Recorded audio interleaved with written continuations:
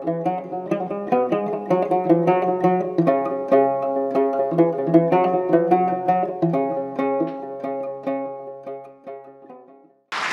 you all very much. I'm going to take a moment, if I may, and I'm going to ask you to close your eyes.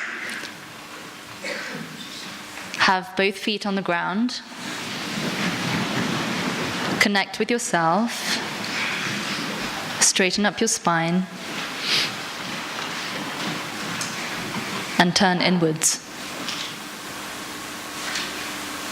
And I want you to take a deep breath.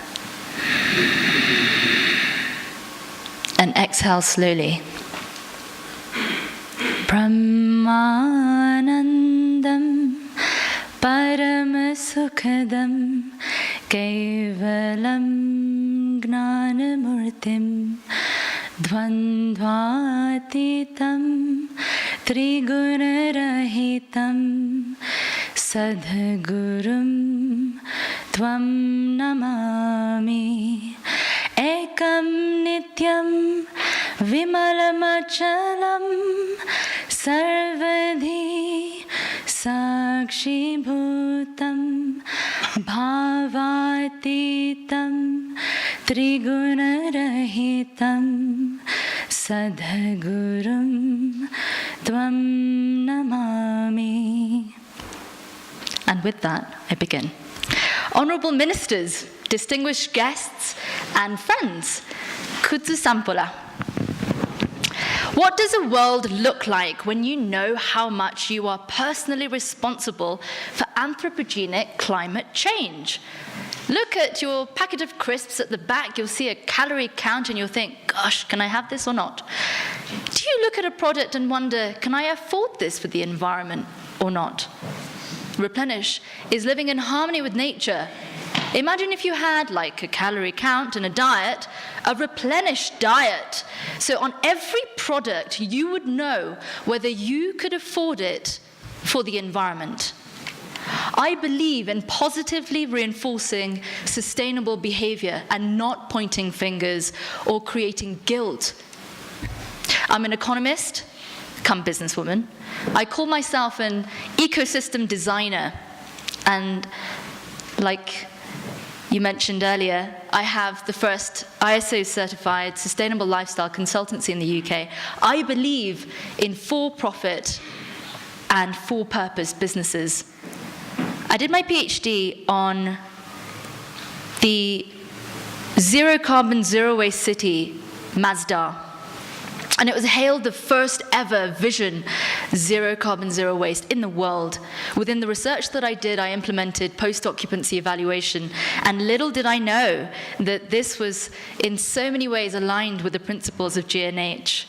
Later, the Abu Dhabi government gave me terabytes of data. There's 37,000 buildings worth of energy and water use. And with that, I created the largest benchmark of energy and water consumption in the UAE. That was in 2012.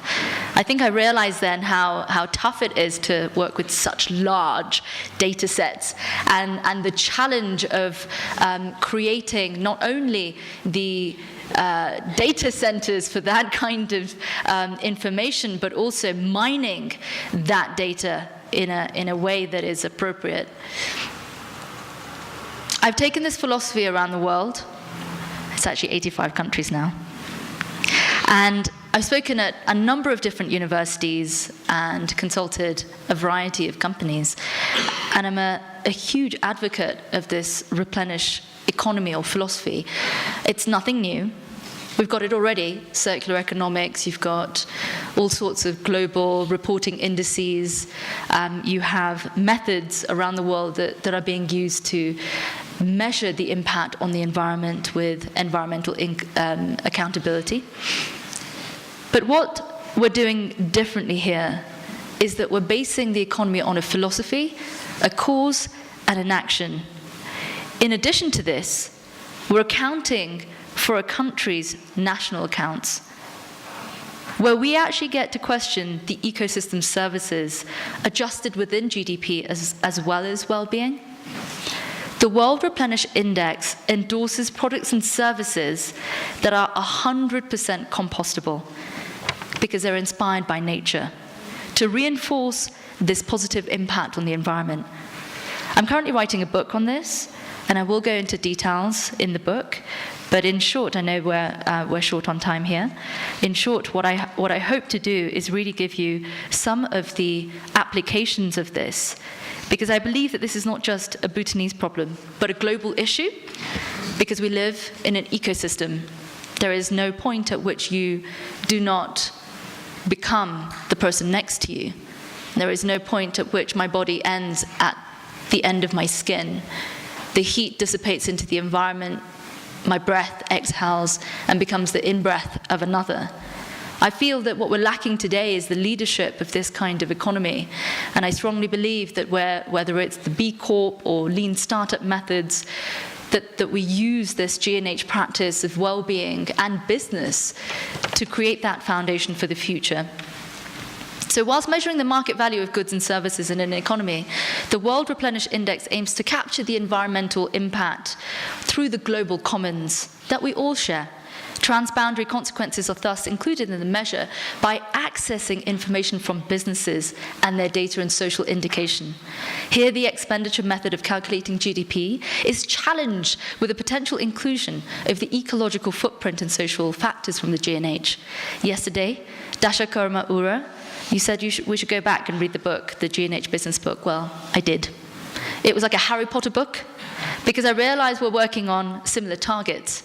I realized after the speech of Lynchen, the Prime Minister, that the reason why I'm here is to understand how the application of this can be taken globally. My Bhutanese experience back in 2011 started with the Blue Economy Conference, where I met one of the best leaders, actually, probably one of the most smartest people now that he's not here, I can say that, the opposition leader and now present Prime Minister. In the trip, I also met Dr. Samdhu Chetri, who later helped me design an experience in Bhutan for my students. I brought 25 students from the best universities in India, including IIT, CEPT, where they could learn firsthand about G&H and apply this to their work going forward in future cities. As you know, India has launched the 100 Smart Cities campaign. Since, I've launched the Replenish Business Canvas model. The Replenish Business Canvas, and the reason why I'm actually showing you this photograph is because I take this around the world and show people what an impact the experience can be. So this student, when we first were designing the program, the student said, well, why do we have to go to Bhutan? You know, we're in India, this is next door, why can't we go to London? And I said, let me take you there. As soon as we arrived into Paro, took the bus, as you know, to Thimphu. On the way, I'm snoozing in the back, the bus stops, halts, and then everyone runs out, and this student takes a selfie. And I'm thinking, well, what are you doing? He said, well, I've never seen such clean water. I said, you're taking a selfie with a river? He said, yes. And it wasn't just him, but many of the other students, I don't have the photograph here, but many of the other students who ran out to take that photograph with the clean water. I've also taken the students to Japan where they could understand the impacts of waste management through something called Rentai Sekenin.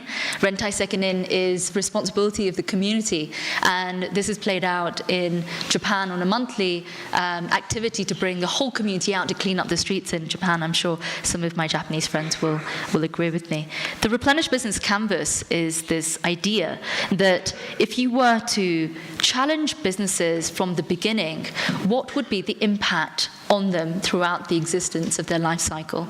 So the Replenish Canvas draws on the lean startup method, that if you were to sit down with these startups and question them about their impact on the environment, about their impact on wellness, then you would get the startups to design their business models based on that, not just obviously the value propositions and customer relationships and things like that. Based on that, what we've done is we've launched this at 9 different universities under the A-League in India. At MIT last year in December, I can't believe it's almost going to be a year. At MIT, we launched it at the Future of People, and since then, we've been refining the process. On the right, you see the Story of Space Festival, which we're applying this method in waste management. It's an exhibition in Goa at the Goa Science Center. It's going to be a permanent exhibition on how to live in harmony with nature and creating an understanding of who does the global common actually belong to? Coming back to startups, I strongly sense that businesses around the world are looking for not only ways of becoming more and more innovative, but principles that they can follow to be connected with the economy through academic means.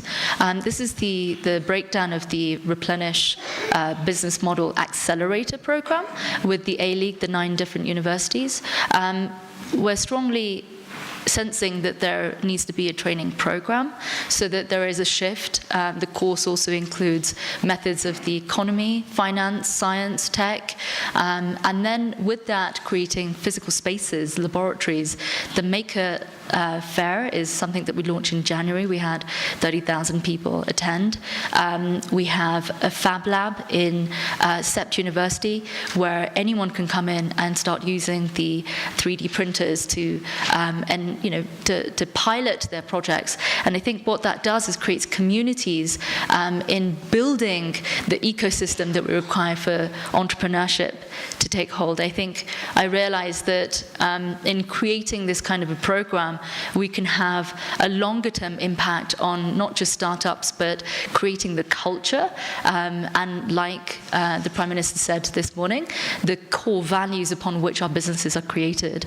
I think I've realized that some of our core challenges that we're experiencing are, how do we define this new economy? Well, the World Economic Forum defines it with a sum, $2.5 trillion. And if you were to equate the future economy to this value, I'm sure it's going to be way more than that if you were to account for natural capital as well. I see some of the challenges that we have in decoupling economic growth from the environment degradation as bringing that to transparency, a system that can help us calculate that impact, and sequester with an individual business and government-led initiative. We need a standard across the sectors that can help us replenish the planet with reliable measures, data that we can use to estimate the value of impact. And I think those indicators that you've mentioned in the book can really help us. I think they're falling short a little bit on the environmental perspective, especially when it comes to zero waste. And I think in terms of the next 2 months when you're launching the project, definitely looking at the reliability of the data extracted for raw material consumption, ancillary materials, equipment production, use and disposal will be very interesting as a life cycle analysis. I think we need to prioritize risk differently, such that, for example, some of the areas like, say, overfishing and the environmental costs associated with that can be reflected in that risk profile. Many of the environmental impacts can't be quantified, I realize that, but nevertheless, I think we should try. Some of the landscaping quality, lifestyle quality, and also social acceptance is something that needs to be included in the model.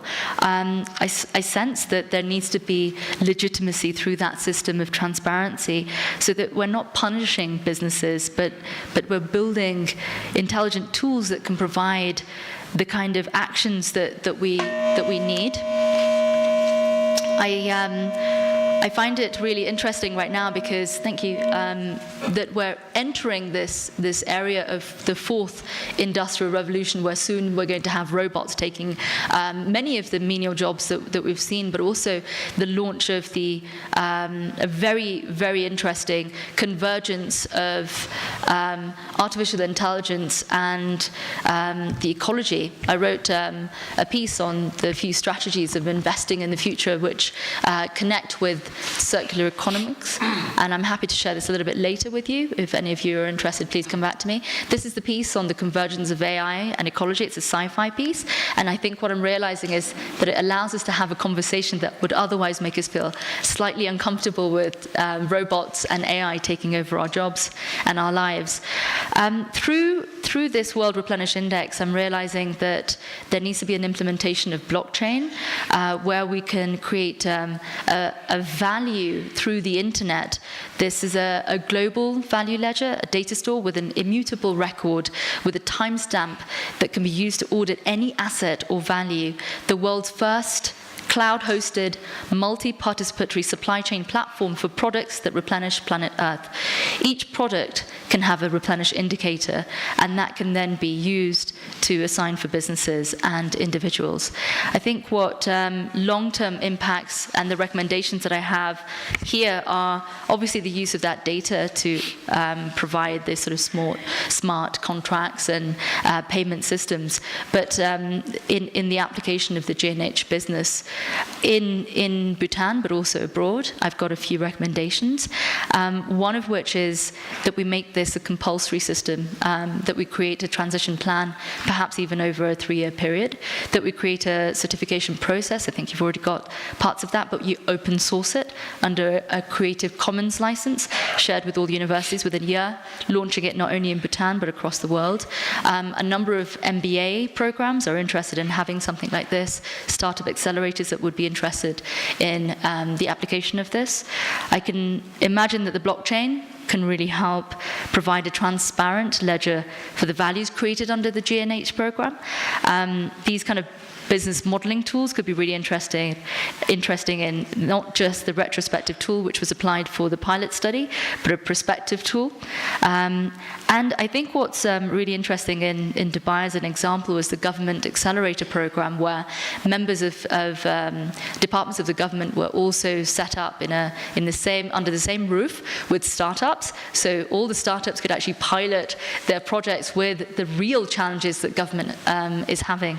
And I think that really helps to bolster the sort of capabilities and business models that are appropriate.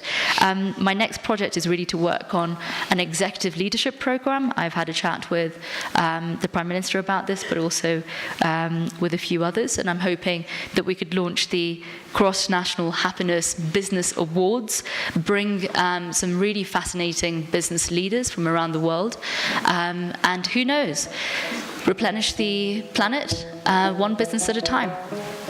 Thank you very much. Thank you, Tia.